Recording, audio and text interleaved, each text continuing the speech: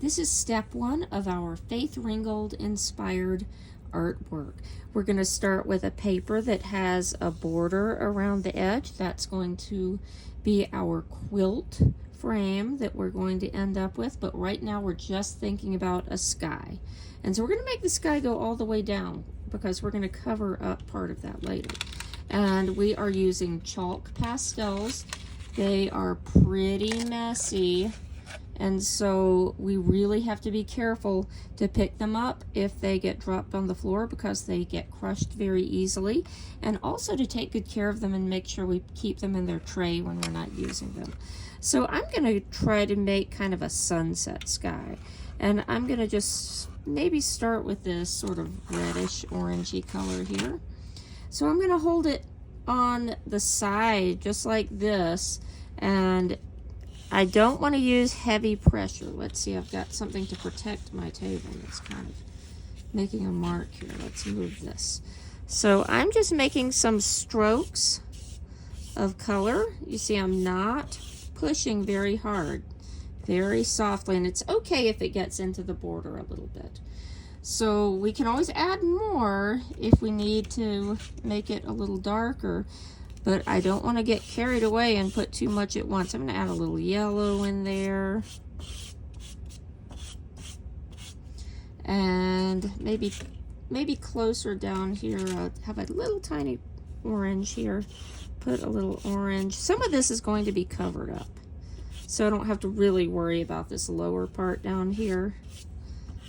And I'm going to finish up with a little bit of a purpley color. I don't want the purple to get too mixed up with some of the colors like the orange or the yellow. That won't look very nice, but I'm just going to put a little bit here. So now I have lots of color in here.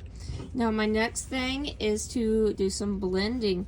I like to just wrap the tissue around one of my fingers if you want to hold it into a little bunch like this. However you want to do it. This is my way that I like to do it, and this is pretty fun to blend it. So I'm just blending it back and forth. One important thing to think about is when we're doing our sky, we don't want to go up and down, because the sky, if we observe our beautiful sunsets or the skies, we usually see things, the clouds and things, going horizontally, not vertically up and down. And so I've got a lot of colors in there, don't I? I think I'm going to add a little bit more of my orangey kind of color, maybe in between where this red and yellow is. I don't want to put that orange on top of my purple.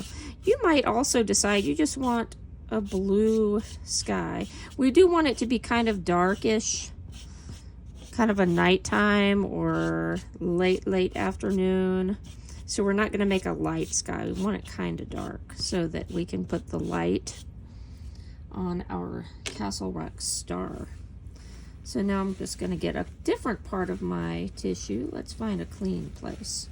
I don't want to waste tissue, so I'm going to try to use the same one for my whole sky here. And yeah, that's looking a little brighter. And I also don't want to do too much. So you shouldn't be seeing big piles of dust or powder. That's why we're using soft pressure, because you can always layer and add a little bit more.